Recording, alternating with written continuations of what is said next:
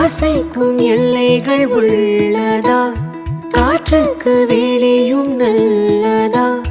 கண்களும் சுமக்குமே கனவுகள். நித்தமும் 100 கனவுகள், நம்பிக்கை நீளும் இரவுகள். நெஞ்சின் எண்ணமே வெல்லுமே. ஒரு நாள் மாறுமே, துன்பம் தீருமே. எனவே கனவே உணவே. கனவெல்லாம் நிஜமாக ஒரு நாளும் ஆகும். கவலைகள் பஞ்சாக பறந்தே போகும்.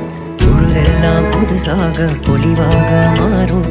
எண்ணங்கள் நலமாக இருந்தா போதும்.